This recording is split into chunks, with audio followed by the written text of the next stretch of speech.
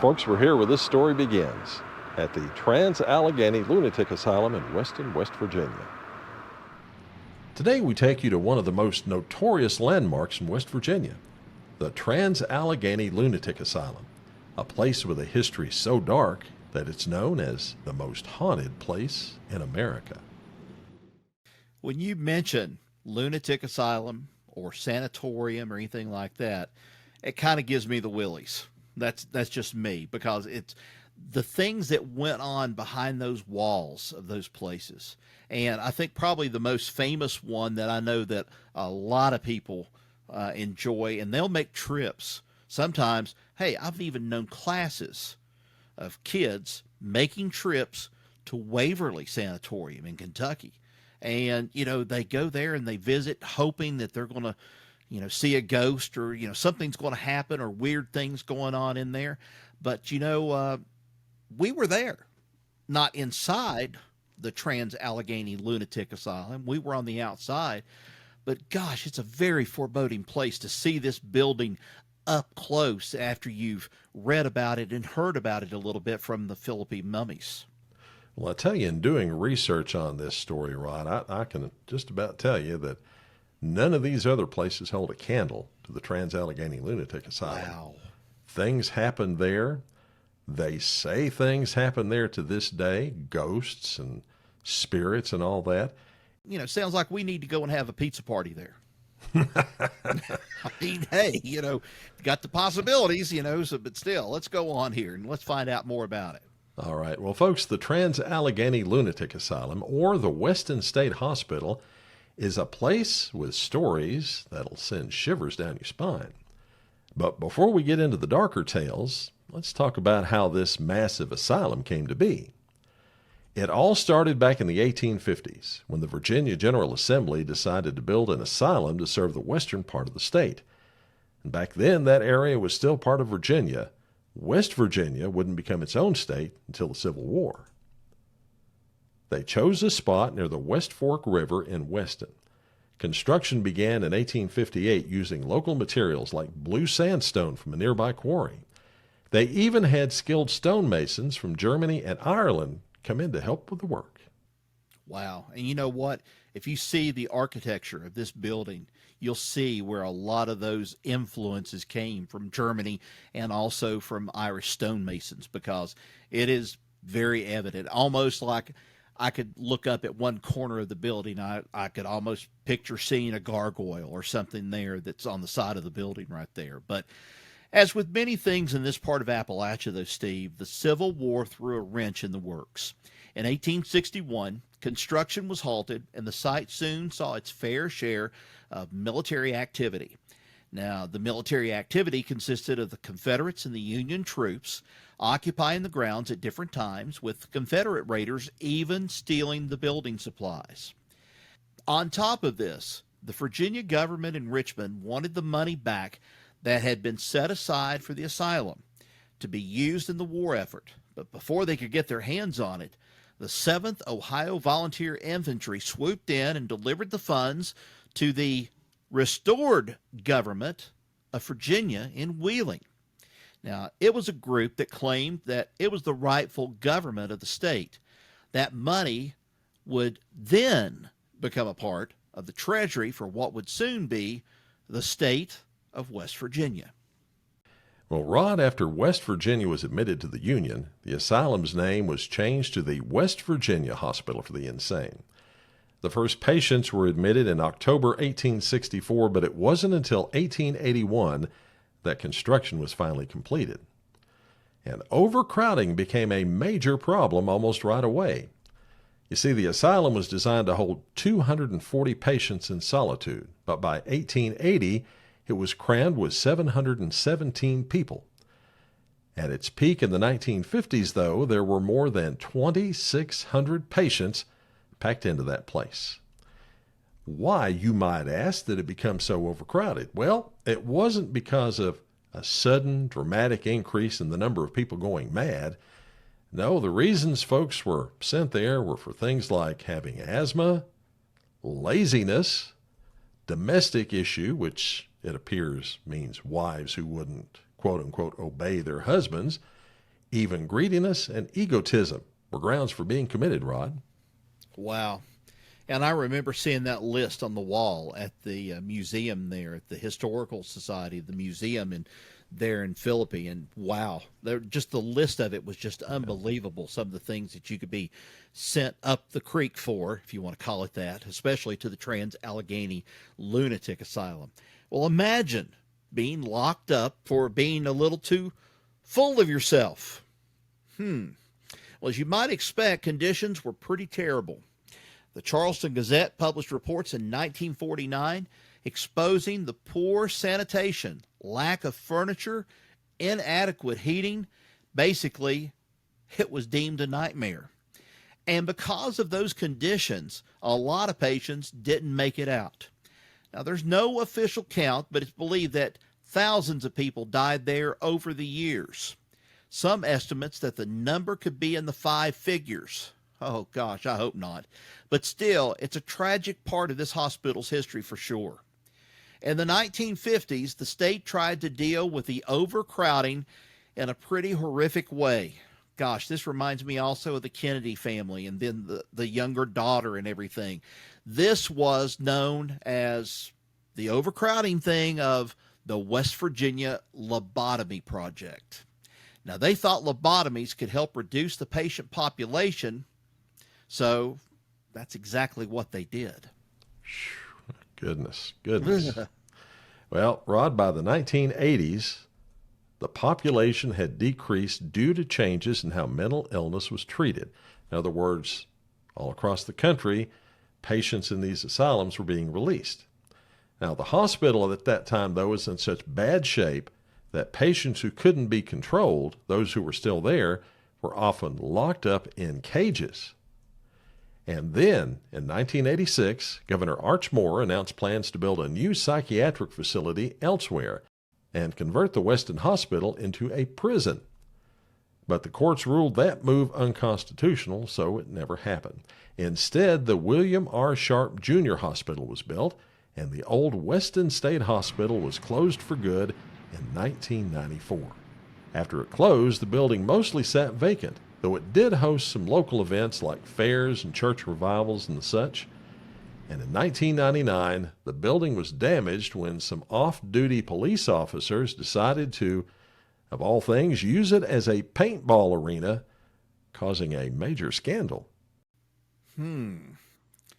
Well, despite all of that, there's been an effort to preserve the building. In 2000, the Weston Hospital Revitalization Committee was formed to help find new uses for the site. There's even been talk about turning it into a Civil War museum or even a hotel or maybe even a golf course. Well, in 2007, the hospital was auctioned off, and Joe Jordan, an asbestos demolition contractor from Morgantown, bought it for $1.5 million. He's been working on maintaining the property, and it's now open for tours. They even hold ghost hunts and paranormal tours there. You know, I had thought about you and I doing that until I looked at the prices. Whoa.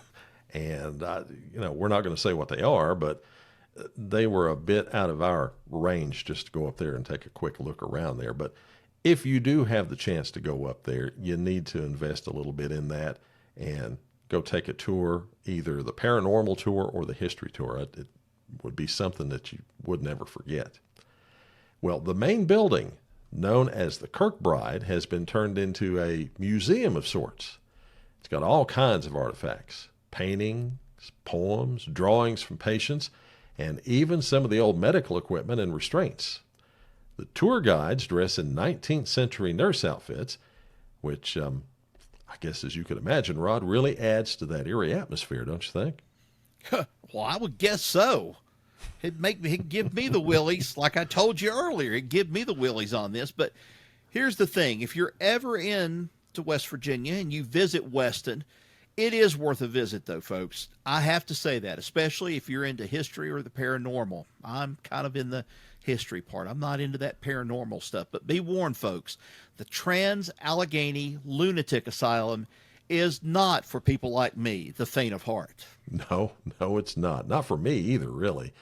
But that brings us to some of the great stories that makes this place so infamous. Rod, why don't you start with one of the most well-known spirits in the asylum? Well, one of the most famous spirits, Steve, is that of a young girl named Lily. According to the legend, a woman named Gladys had been sexually assaulted by soldiers during the Civil War. That event so traumatized her, she was admitted as a patient to the Trans-Allegheny Lunatic Asylum, where she gave birth to Lily. Now, Lily didn't live long, only months as a matter of fact, but her entire short life was spent at the asylum. Her spirit, though, is said to be very active in one particular room. That room, by the way, is filled with toys and a music box. That is now, okay? Which visitors claim sometimes the music box plays on its own. People have even reported seeing the apparition of a little girl in a white dress, hearing her laughter and feeling a cold presence in the room. Paranormal investigators have even captured what they believe to be Lily's voice through electronic voice phenomena, or EVPs. And Rod, there are also reports of apparitions dressed in Civil War-era uniforms. Remember, during the Civil War, the unfinished hospital was used as a military post by Union troops, and some soldiers are said to have died there.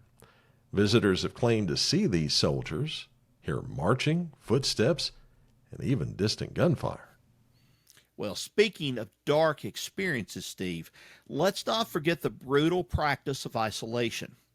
Asylum staff had the power to send patients into isolation if they were deemed uncontrollable. Now, this decision was often left up to overworked and irritated staff members, which made the situation even worse. Isolation at the asylum was so dreadful the patients would do almost anything to avoid it. Now, there's a story about a former boxer who ended up there after suffering head injuries that left him violent and emotionless. This guy actually tried to beat down the metal door of the isolation room. And get this, he succeeded.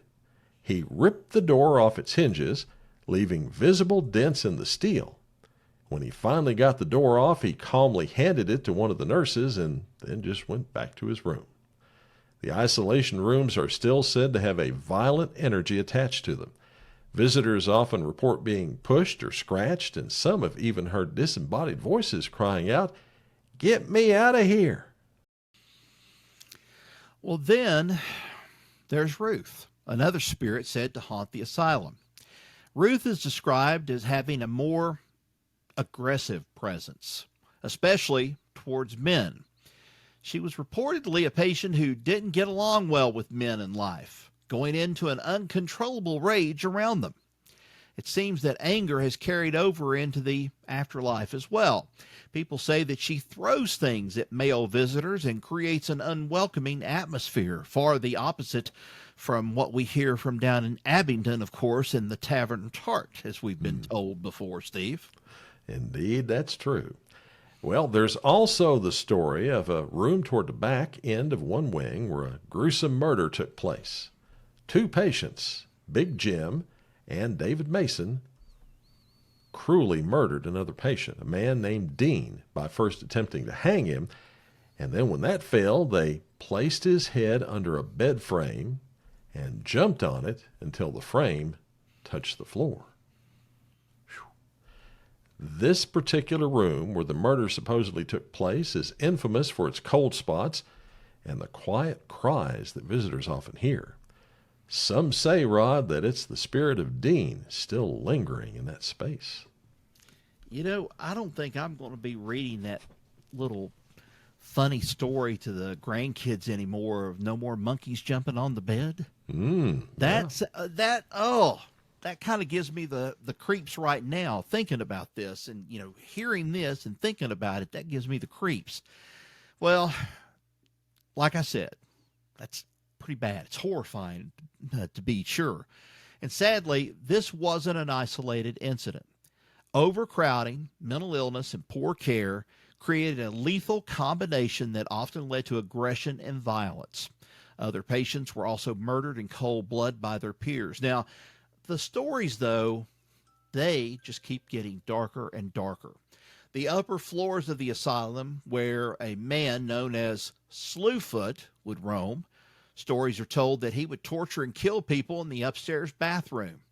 To this day, it's said that old Slewfoot haunts the upstairs floor and bathroom, with some people reporting having seen him wandering about. You still want to go up there? I've already been there. I'm not going No. in the place. Do you That's what understand I meant. me? I meant inside. That's what I meant. No, I'm not going inside. Well, folks, it is no wonder this place is considered one of the most haunted locations in America. The Trans-Allegheny Lunatic Asylum isn't just a relic of a darker time in history. It's a place where the past still seems very much alive in the form of those who haunt its grounds to this day. You know, I kind of would like to go up there. I did read an article, and I'm sorry, I don't have it in front of me. I just remember reading this, getting ready for this. Somebody who was writing a story for a publication, and I don't remember the publication, but they went up to the Trans-Allegheny Lunatic Asylum on one of those ghost tours. Mm-hmm. And they didn't make it through the night. I think they made it to about 4 o'clock in the morning and said, okay, I've had enough and I'm out of here. So apparently you really can hear these things when you go up there. Quite a haunting, I guess. A perfect Halloween present for yourself, I suppose. I wouldn't wish this situation on any of my exes. I wouldn't wish this on some of my biggest enemies. I'm serious about this. I just could not do something. I could not go and build. You can call me Chicken if you want to. You can call me Don Knotts, the ghost and Mr. Chicken, or whatever you want to call me out of it. Still, I get creeps when I start hearing things about this, knowing full well that, yeah, this sort of stuff took place. And I think probably the thing that gets me every time when I start thinking about a lunatic asylum, rehabilitation, whatever you want to call it, the thing that comes into my mind is the fear of being electrocuted or electrified, thinking that that was the way that you could get or drive mental illness out of the body and stuff. That combined with drugs and so forth. And I had some relatives. I had a relative, in-laws, relatives that served some time, spent some time in a rehab center, and he spoke of, you know, the electric treatments, and it was something that just unreal. It just, you know, about that. And, you know, during the 50s, you know, things were viewed much differently than what they are today, especially when it comes to mental illness. Well, you're talking about lobotomies and shock therapy, isolation therapy, all these things. Yeah, this is horrifying for folks nowadays. Back in the, like you said, back in the 50s, it was just standard procedure to do these things with folks that were in these institutions. In a way, it's good they shut those down. In a way, you know, we still have issues with mental illness. It's just most of that now is with the homeless, unfortunately. Well, you know, and here's another thing too. I can kind of see that isolation thing being used in a lot of the prisons, or at least supermax prisons or whatever. They use that to at least try to serve as some kind of punishment on some of these people. But the thing is, it may serve as a punishment to some people, but it's also a challenge to those people in another way. And in this case, it wasn't much of a challenge. It was more like torture more than anything else to these poor people inside the lunatic asylum. One more chance, Rod. Halloween's coming up. You want to go? No, I'm not going. Okay. You hop in your car and you just drive on up there. You can take whoever you want to, but you can just give me all the rundown when you do a follow-up podcast with it. And I want to hear the groans in the background and all the other things from the audio or video that you capture that night, and I'll judge for myself. Well, I suppose if I do that, it won't just be my little goatee that's white, you know. Oh, I'm sure. I'm sure. And folks, that's the dark history and folklore surrounding the Trans-Allegheny Lunatic Asylum in Weston, West Virginia. Another one of the stories of Appalachia. Thanks for listening. Be sure to subscribe to the Stories Podcast. You'll find us at Apple Podcasts, Spreaker, Spotify, Player FM, or on our YouTube channel at Stories of Appalachia. Till next we meet, y'all take care. So long, everybody. So long.